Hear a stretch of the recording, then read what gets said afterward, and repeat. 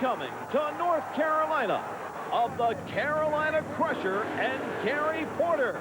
Call them the 6 best monster trucks in the world, and they have converged on Worcester, Massachusetts to do battle in the U.S. Hot Rod Association Monster Truck Challenge. All the action is coming to you on ESPN, the leader in motorsports television.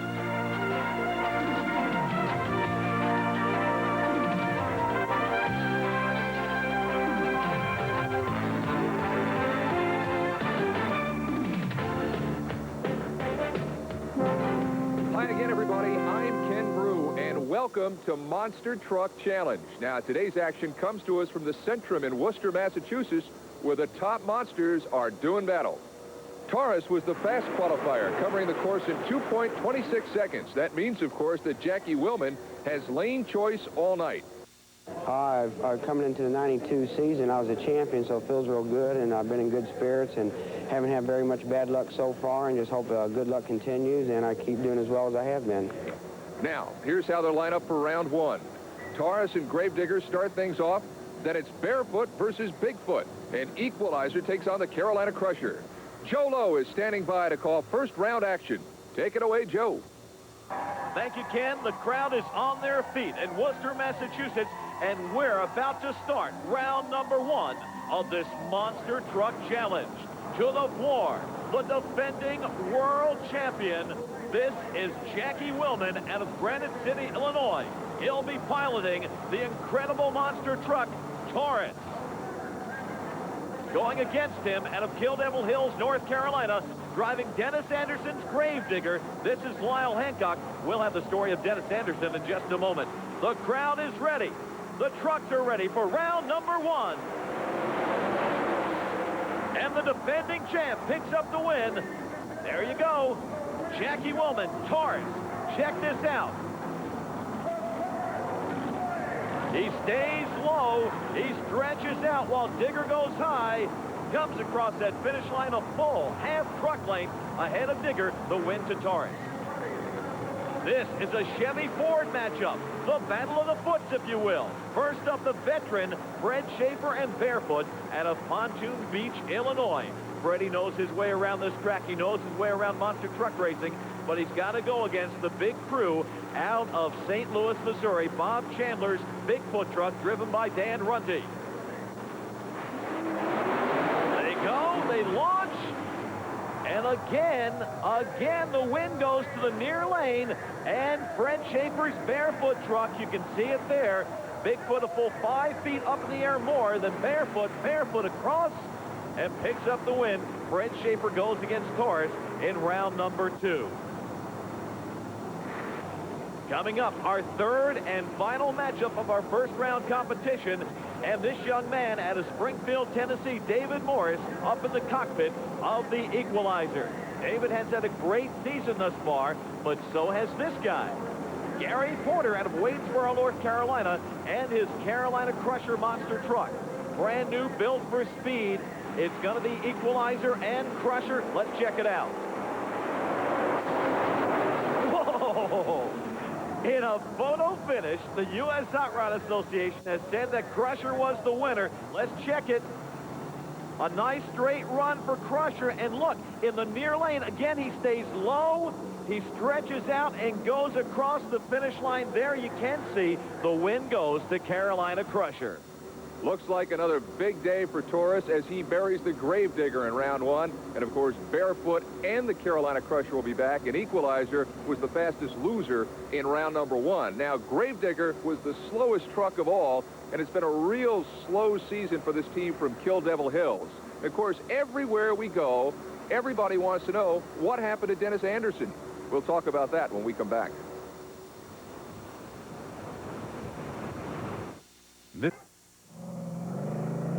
Hi, everybody. Welcome back to Monster Truck Challenge. I'm Ken Broo. Now, before we go back to the action at the Centrum in Worcester, let's address a question we have been asked 1,000 times. Where's Dennis? Dennis, of course, is Dennis Anderson, one of the most popular drivers in American racing. He's back in Kill Devil Hills, North Carolina, nursing a broken knee. Folks, you know that's got to hurt. That's where our crew from ESPN caught up with him. Been quite some time now, but it was Gary Porter and I.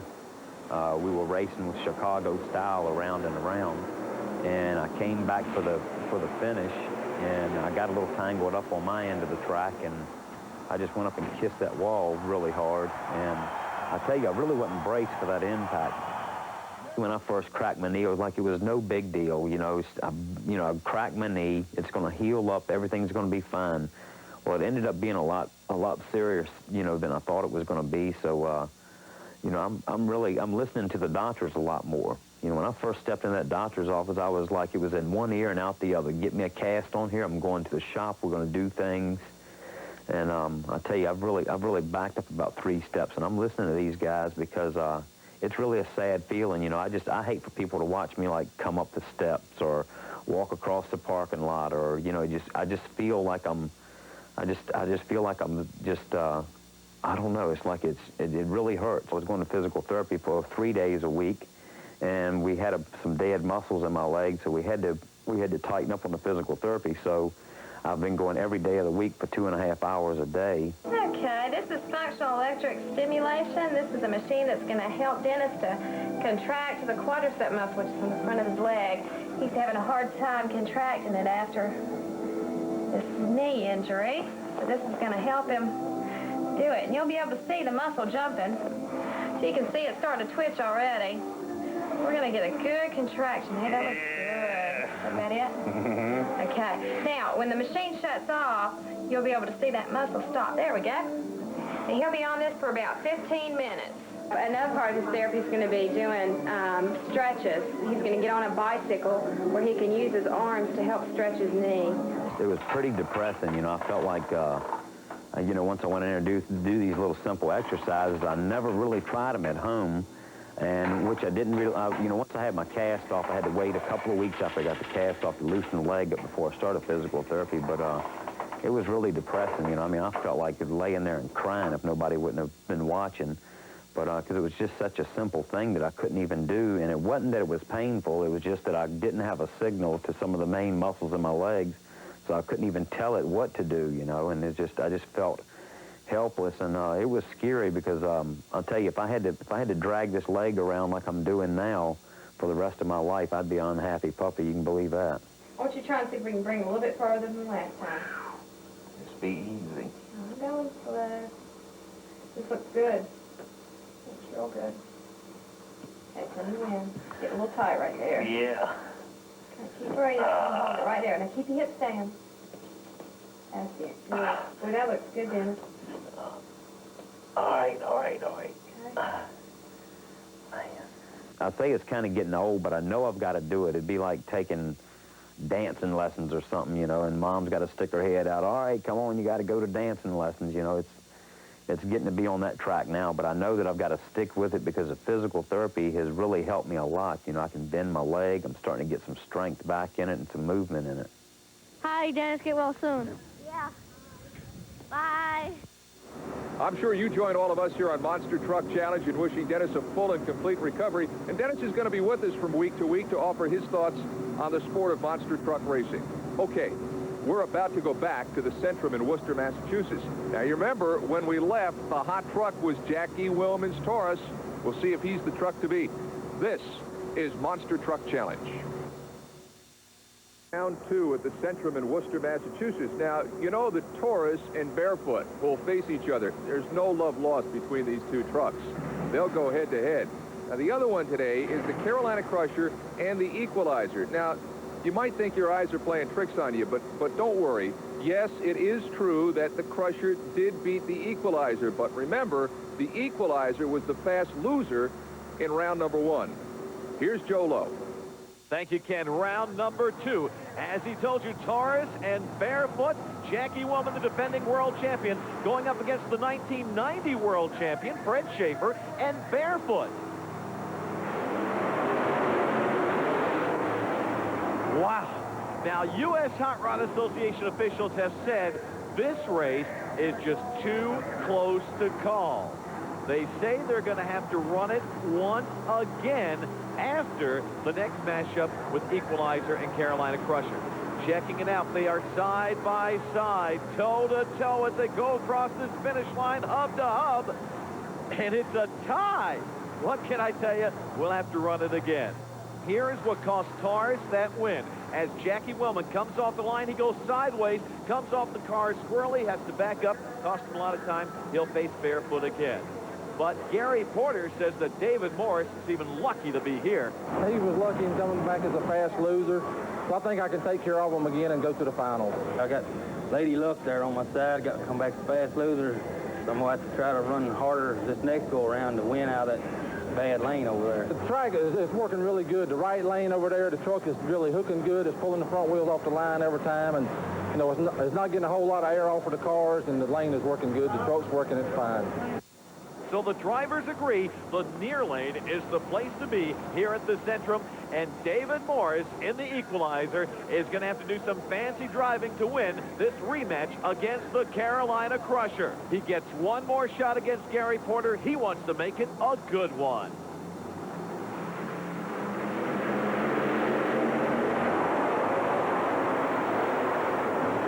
And look at this. The lane did not mean a thing to David Morris. He is breaking the chain. He is going to the finals. The win goes to the equalizer. Let's look at it again. You can see here reaction time is everything as David Morris catches Gary Porter sleeping just a bit. Gary not looking very good there. He looks a little bit out of shape. And the win goes to equalizer with a fantastic reaction time. He's up. He's over the cars. And he's driven his way to the finals here at the Centrum. But the question remains, who is he going to go against? Is it going to be Barefoot or Taurus? They have a rematch for the second time in the second round. Here's Fred Schaefer, a veteran of the sport, in the Barefoot Monster truck out of Pontoon Beach, Illinois. But he goes against the 1991 world champion Jackie Willman and Taurus. They tied once. They're not going to tie a second time here at the Centrum. Fred Schaefer has got to know the lane he is in right now is the one that's launching everybody sky high and has cost a lot of people wins so far this afternoon. Meanwhile, Jackie Willman is taking his time as he stages. You know, when he launched last time, he went sideways, went squirrely, and that cost him a win. He doesn't want to repeat the same mistake since he does have a chance to rectify it. And he knows that Fred Schaefer, a veteran of the sport, does not make many mistakes. So you have the 1990 world champion, Barefoot, going against the reigning 1991 world champion, Taurus. And the win goes to Taurus. I'll grant you, it's not a very pretty win, but a win all the same. Now, we've isolated Taurus on the ISO cam. I want you to take a look at this and see the same thing that happened to him the first time he tried this. He goes sideways, has a little bit of problem on the start. Check this out.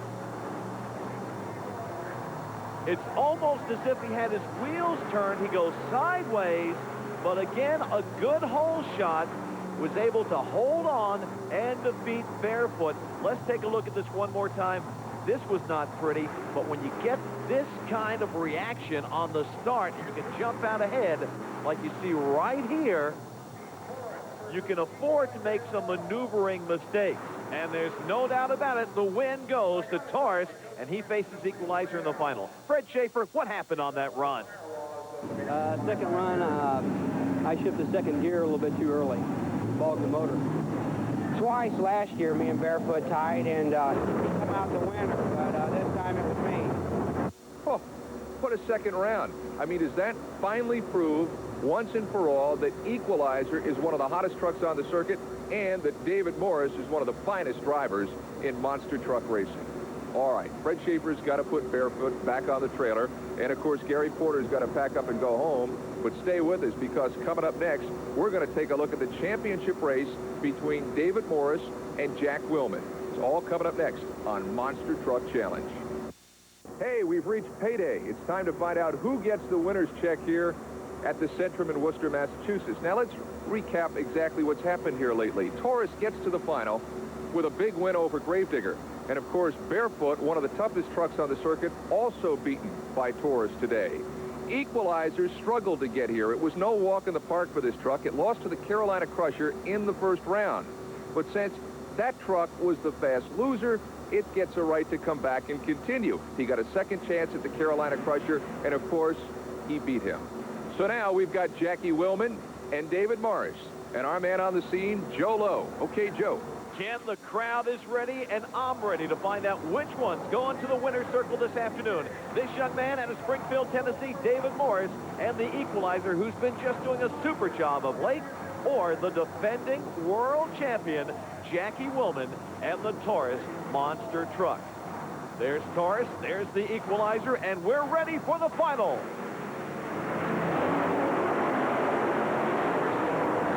Talk about close action. This monster truck challenge has had it, and the U.S. Hot Rod Association says the win goes to the equalizer. Yes, David Morris in the equalizer has played the part of the comeback kid here at the Centrum. Let's look at it again. The reaction time on David Morris. Equalizer picking up the win. The crowd just on their feet. And let's get a shot of the equalizer as David Morris comes around and shows us that championship-winning driving style. Off the line. He hits the ramp. He's in the air and into the winner's circle for the boy from Tennessee. David Morris, the comeback kid, and the equalizer gets the win here at the Centrum. This is just incredible. The crowd loves it. And this is what our Monster Truck Challenge is all about. David, take your bows, buddy. The crowd loves to see this as David comes down to talk to our Monster Truck Challenge microphone. How do? So, what was the trick there? Just giving everything she had to the end. That was the trick. Did you change anything for this race? Well, I done a little work on a barrel valve. Gary Cook, the owner of the truck, he did a little work on the barrel valve and the motor. Give me a little more power out of the hole. That's about it. You seem to be cleaning up here race after race. What's the reason? We're going for those points this year.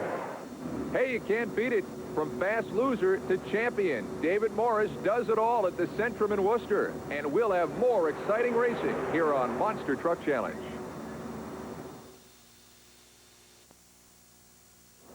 Hey, you probably noticed the pit that runs in the middle of the monster lanes in today's program. Well, while the monster trucks are repairing and refueling, the fans here at the Centrum were treated to some great mud racing. The mud is 80 feet long and 3 feet deep. The drivers must stop within 80 feet of the finish line. Let's take a look at some of the highlights. Ken, before we go on with our shootout, I want to show you Mystic Warrior's run. 19-year-old Matt Ward had the fastest run of the afternoon. His dad helps him out. He gets set to go. Check this run out, and then you're going to see why he did not make it to our shootout. Great run, good and straight, but boom! He went past the 80-foot barrier. The time, 1.686 seconds, but he doesn't make it. He's very disappointed because he could not stop in time. Mystic Warrior disqualified. Let's see it again.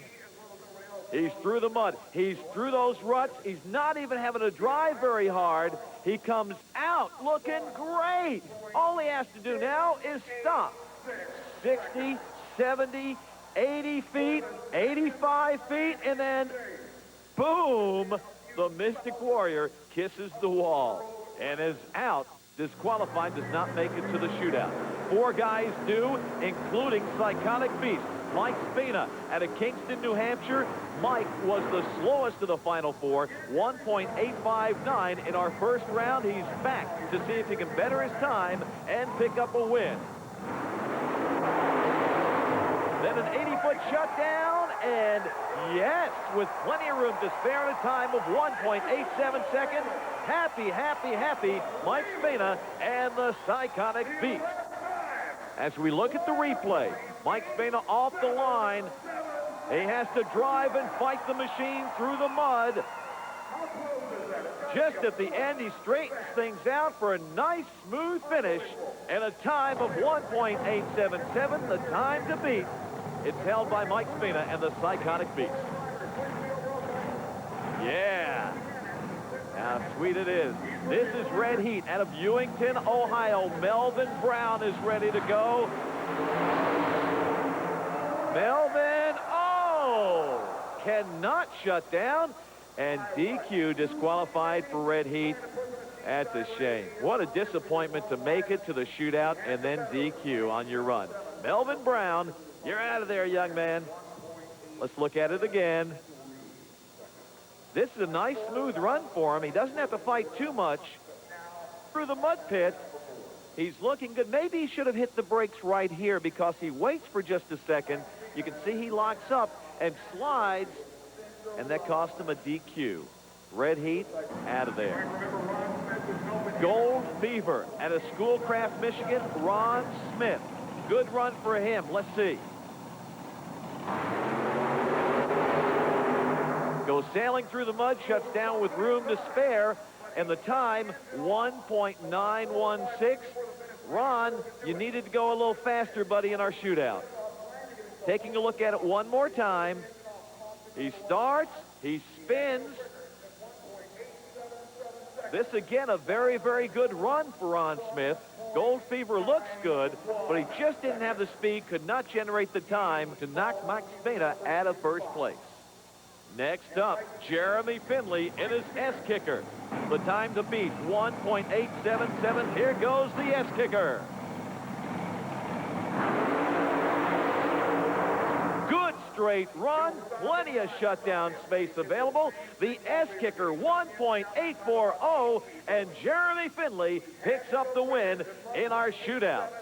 Looking at it again. Great run, nice. Smooth. Has to drive just a little bit right here.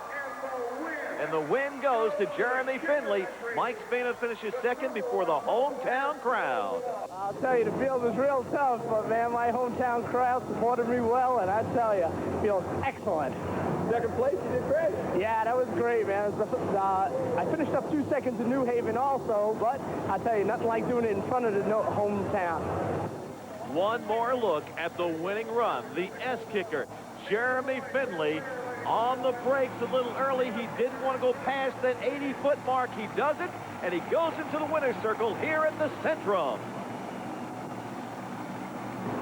Didn't want to let off there early, but it happened. Didn't want to go out of bounds either. You snuck it in there. The starts are okay, but the finish is tough. Tell me about that. Yeah, the starting line hooking up real hard, but the finish line, all the mud down there, it gets real slick, hard to stop. Okay, so our Worcester winners are Jeremy Finley in the S-Kicker and, of course, David Morris at the wheel of Equalizer. That's all for now. See you next time for some great monster truck racing right here on Monster Truck Challenge.